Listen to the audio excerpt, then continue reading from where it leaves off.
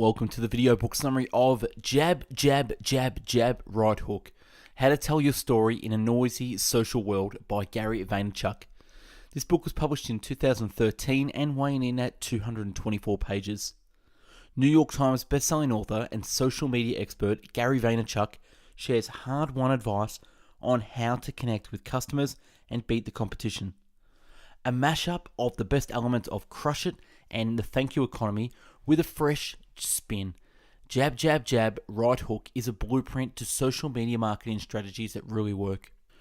When managers and marketers outline their social media strategies, they plan for the right hook, their next sale or campaign that's going to knock out the competition. Even companies committed to jabbing, patiently engaging with customers to build their relationships critical to successful social media campaigns, want to land the punch that will take down their opponent or their customers' resistance in one blow. Right hooks convert traffic to sales and easily show results, except when they don't. Thanks to the massive change and the proliferation in social media platforms, the winning combination of jabs and right hooks is different now. Vaynerchuk shows that while communication is still key, context matters more than ever. It's not just about developing high-quality content, but developing high-quality content perfectly adapted for specific social media platforms and mobile devices. Content tailor-made for Facebook, Instagram, Pinterest, Twitter, and Tumblr. If you like what you hear in the book summary, I strongly suggest you buy the book using the link in the description. So without further ado, I bring you the book summary of Jab, Jab, Jab, Right Hook. 3 things I got out of this book. Number 1, I got a simple introduction into major social media platforms all in one place. 2, I got a simple explanation of how they all worked and more importantly, how they are different from each other. And 3, I got dozens of examples of best practice and many examples of poor usage. Round 1, the setup. It took 38 years before 50 million people gained access to radios. It took television 13 years to earn an audience that size. It took Instagram a year and a half. You can't just repurpose old material created for one platform, throw it up on another one, and then be surprised when everyone yawns in your face. No one would ever think it was a good idea to use a print ad for a television commercial, or confuse a banner ad for a radio spot. Like the traditional media platform cousins, every social media platform has its own language. Great marketing is all about telling your story in such a way that it compels people to buy what you are selling. That's a constant. What's always in flux, especially in this noisy mobile world, is how, when, and where the story gets told, and even who gets to tell all of it. Jabs are the lightweight pieces of the content that benefit your customers by making them laugh, snicker, ponder, play a game, feel appreciated, or escape. Right hooks are the calls to actions that benefit your businesses. What makes a great story? Your story isn't powerful enough if all it does is to lead the horse to water. It has to inspire the horse to drink too. On social media, the only story that can achieve that goal is one told with native content. Round 2, the characteristics of great content and compelling stories. Outstanding context can generally be identified because it adheres to the following 6 rules. Number 1, it's native. Content is king, but context is God. You can put out good content, but if it ignores the context of the platform on which it appears, it can still fall flat.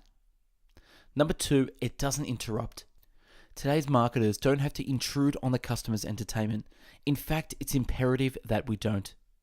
People have no patience for it anymore, as evidenced by the speed by which they jumped on the chance to bypass advertising altogether with the advert of DVRs in the late 1990s and other commercial skipping devices. If we want to talk to people while they consume their entertainment, we have to actually be their entertainment, meddling seamlessly into the entertainment experience, or the news experience, or the friends and family experience, or the design experience, or the networking experience. Number 3, it doesn't make demands often. Leo Burnett offered the following advice for making great content. Make it simple, make it memorable, make it inviting to look at, make it fun to read. I'm going to add one more directive. Make it for your customer or your audience, not for yourself. How do you know what content people find valuable? Look on their phones. Phone home screens show you everything you need to know about what kind of content people value. In general, the three most popular app categories are social networks, which tells you that people are interested in other people, entertainment, including games and music apps, which tells you that people want to escape, and utility, including maps, notepads, organizers, and weight loss management systems, which tell you that people value service. When you deliver a precise jab with native content, it takes your customer a split second before he realizes that the story he's paying attention to is being told by a brand, not an individual. Yet if your content is great, the realization won't piss him off. Instead, he'll appreciate what you're offering. Because when you jab, you're not selling anything. You're not asking your consumer for a commitment. You're just sharing a moment together. 4. It leverages pop culture. Integrate your content into the stream, where people can consume it along with all their other pop culture candy. Number 5, it's micro. Jab at people all the time, every day. Talk about what they're talking about. When they start talking about something different, talk about that instead. Repeat, repeat, repeat. And number 6, it's constant and self-aware. Consider how each and every post, tweet, comment, like, or share will confirm your business identity. Through your business's micro content will vary widely every day, it must be consistently answer the question, who are we? You can and should learn to speak as many languages as possible, but no matter which language you're using, your core story must remain constant. And no matter how you tell your story, your personality and brand identity must remain constant too. Round 3, storytell on Facebook. Great bang for your buck. The sponsored story is one of the great ad opportunities of all time because it won't let you spend more than your content is worth. Questions to ask when creating Facebook micro content. Is the text too long? Is it provocative, entertaining, or surprising? Is the photo striking and high quality? Is the logo visible? Have we chosen the right format for the post? Is the call to action in the right place? Is this interesting in any way to anyone for real? Are we asking too much of the person consuming the content? Round 4, listen well on Twitter. Today, entertainment and escapism are prized above almost anything else. Consumers want infotainment, not information. Information is cheap and plentiful. Information wrapped in a story, however, is special. Questions to ask about your Twitter content. Is it to the point? Is the hashtag unique and memorable? Is the image attached high quality? Does your voice sound authentic? Will it resonate with the Twitter audience? Round 5, glam it up on Pinterest. Unless you sell a product that no woman in a million years would want for herself or any person in her life, and that's a pretty limited list of products, or your legal department is dragging its feet, you're a dope if your brand is not on Pinterest. And even if you firmly believe that you can't sell to the female demographic that outnumbers male Pinterest users by about 5 to 1, you'd be wise to continue reading this chapter. The specifics of how jabs and right hooks work on Pinterest is unique to the platform. Learning more about how companies successfully capitalize on the forces behind Pinterest's metric popularity should help fuel your creativity in diversing new strategies for reaching customers on other platforms. Questions to ask about your Pinterest content. Does my picture feed the consumer dream? Do I give boards clever, creative titles? Have I included a price when appropriate? Does every photo include a hyperlink? Could this pin double as an ad or act as an accompanying photo to an article featured in the Top Flight magazine? Is this image easily categorized so people don't have to think too hard about where to repin it on their boards? Round 6, create art on Instagram. Instagram is another visual-centric social network. Like Pinterest, it has what I like to call baked-in utility, meaning that it's really good at what it's supposed to do, which is to help you take better mobile photographs. Yet it is vastly more challenging platform for marketers. Unlike Pinterest, where repinning is encouraged, users can only share their own Instagram photos. And whereas on Pinterest, you can embed a hyperlink into your photos that with one click will direct users to your product or service page, Instagram is a closed loop. Anyone who clicks on your Instagram photo gets brought back to Instagram. Smart move for Instagram, not so good for marketers interested in sending traffic to a specific online location.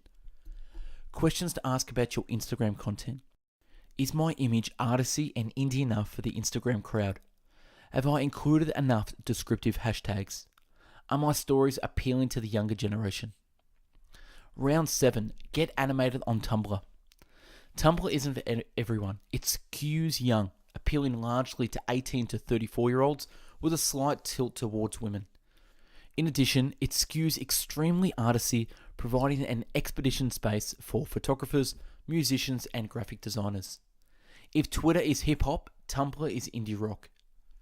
And yet, though Tumblr doesn't have the scale of Pinterest or Instagram, you should be there. Questions to ask about your Tumblr content. Did I customize my theme in a way that properly reflects my brand? Did I make cool animated GIF? Round 8. Opportunities in emerging networks. LinkedIn. 200 million members. Every second, 2 new members join. Where we get deals done. Google Plus. The future of Google Plus as a viable marketing platform is a big question mark. It has a big selling point. Its implications for a web property, SEO, Google gives preference to its own products. So having a Google Plus account influences your search ranking. The numbers say it differently. Google Plus points to its 500 million users as proof that it's still gaining a fan base. But the numbers are overinflated at the lips of the Beverly Hills housewives because Google requires consumers to sign up for Google Plus accounts if they want to register for any other products accounts like YouTube. Vine, 40 million users, 6-second looping videos. Snapchat allows users to send photos and videos that self-destruct in a matter of seconds. Snapchat was made for a world that can't stand 1 minute of boredom. Round 9, effort. Content is king, context is God, and then there's effort. Together they are the holy trinity for winning on Facebook, Twitter, and any other platform, and even winning in any business. Round 10. All companies are media companies. Could Nike one day have its own sporting program and compete successfully against ESPN? Could Amtrak launch a publication that could stand on the travel to leisure? The startup cost would be extremely low for a luxury brand like Burberry to publish an alternative to the Road Report. 100 years ago, Michelin Tires started reviewing rural restaurants to encourage people living in the cities to drive further and wear their tires out more quickly. Guinness created Guinness Book of World Records to reinforce its brand and give people something to talk about in the pubs. And round 11, conclusion. The investment you make in familiarizing yourself with the ins and outs of these platforms will pay off, now and in the future. Yes, it will be frustrating when Facebook once again make changes to its algorithm and news feeds, and Twitter and Pinterest will probably make tweaks and redesign. But if you don't give in to the frustration and use these changes to your advantage, you'll instantly be leagues ahead of most of the marketing pack. And that's a wrap on Book 100, Jab, Jab, Jab, Jab, Jab, Right Hook by Gary Vaynerchuk. Subscribe to our channel for future video book summaries and look back on our previous 99 video book summaries. Follow us on Instagram, #BestBookBits. This summary is from the website marketingfirst.co.nz. Watch previous video book summaries on our channel. And if you like the video and want to buy the book, click the link in the video description to purchase from Amazon. Thanks for watching, and I hope you learned a thing or two. Have a great day.